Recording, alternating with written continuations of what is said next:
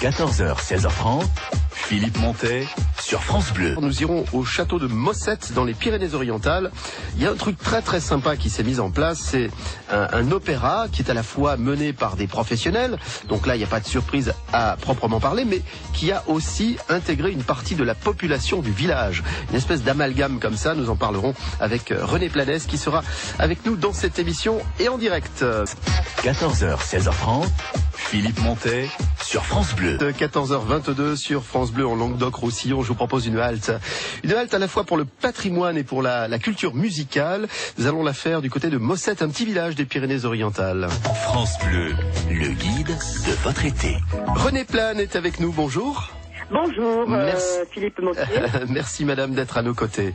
J'étais en train de feuilleter l'album, vous savez, la carte postale de ce petit village des Pyrénées-Orientales. Oui. C'est magnifique.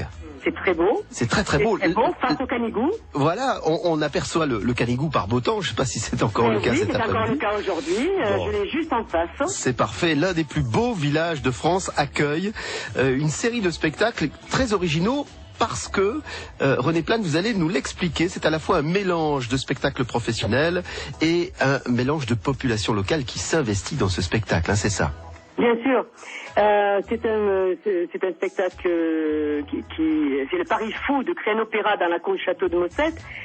Et le caractère singulier de cette belle aventure, c'est la rencontre entre artistes professionnels cosmopolites et un chœur d'amateurs qui chaque année s'étoffe à chaque création s'étoffe. C'est la 7e fois que ça se fait. C'est la 7e édition, oui. Et là, cette année, vous avez choisi Roméo et Juliette, l'adaptation de l'œuvre de Charles Gounod, qui sera donnée le 24, 26, 27, 29, 30, 31 juillet, ainsi que le 2, le 3 et le 4 août dans la cour du château de Mossette. Là, ça c'est simplement pour préciser les choses aux gens. Alors expliquez-nous comment on arrive à faire cet amalgame entre professionnel et non professionnel.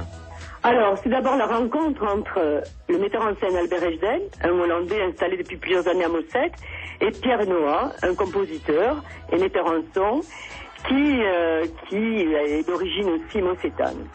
Ils ont fait le pari fou de créer un opéra dans la cour du château, et donc ils ont fait appel à leur connaissance pour avoir des musiciens qui viennent de Berlin, d'un peu du monde entier d'ailleurs, puisque nous avons des Vénézuéliens, des gens de Barcelone, des gens de Berlin aussi, des musiciens de Berlin. Albert Ejden est en contact avec Gerda van Den, qui est un coach pour solistes en Hollande, qui est professeur au Conservatoire Royal de Hollande dans les masterclass, et donc qui nous a mis en relation aussi avec des solistes professionnels qui sont dans le circuit actuellement et qui sont des solistes de très haut niveau. Alors ça, ce sont les professionnels, mais alors j'ai envie de comprendre comment en amont, pour préparer, vous arrivez à mélanger les deux. Est-ce qu'il y a des répétitions? Est-ce qu'il y a un moment où il y a des rencontres? Bien sûr, alors il y a d'abord des répétitions toute l'année avec le chœur d'opéra Mossette, une fois par semaine à Mossette. Ah, dites donc. Voilà, et ensuite, depuis le 6 juillet, les solistes sont arrivés, un peu plus tard, de 3-4 jours après, les musiciens. Et là, en ce moment, tout le monde répète ensemble. Le matin, chacun répète de son côté. Le soir, à 21h, tout le monde se retrouve, c'est-à-dire 80 participants, se retrouvent dans la cour du château de Mossette. Nous sommes avec René Plane qui nous parle donc de cet opéra Mossette. Mossette s'écrit M-O-2-S-E-T dans les Pyrénées-Orientales face au Canigou, paysage magnifique. Et dans cet opéra, on a réparti des rôles. Alors certains s'occupent de quoi? Des costumes, des décors? Alors bien sûr, il y a à peu près 150 bénévoles qui tout au long de l'année travaillent sur les costumes.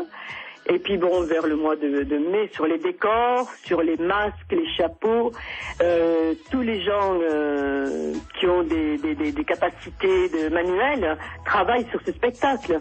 Ainsi, on a construit le balcon de Juliette, une partie en bois, l'autre partie en fer forgé.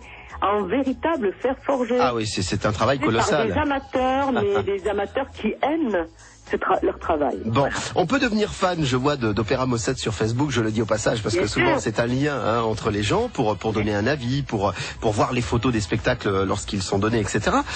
Juste pour terminer, René Plane, c'est une véritable aventure humaine quand même, ce mélange, hein, et en plus avec les spectateurs ensuite dans les représentations. Bien sûr, d'abord on accueille à peu près 5000 spectateurs chaque été. Et puis bon, le village aussi, qui est un village de 300 habitants, vit pendant un mois au rythme d'Opéra Mossette.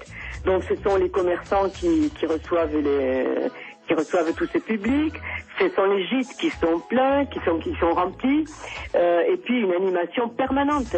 Vous vous promenez dans le village, vous voyez 2 violoncellistes en train de s'exercer. Ah, c'est charmant. Vous entendez une soprano dans entre une porte ouverte, oui, bien sûr. Voilà. Et alors, ça doit être terrible quand ça se termine, alors par contre, non? Oui, il y a un petit coup de blues. Bon, nous n'en sommes pas là, puisque la dernière représentation, ce sera le 4 août prochain. Je vous propose, à vous toutes et à vous tous qui nous écoutez, de vous renseigner, éventuellement de réserver par le 04 68 05 50 83.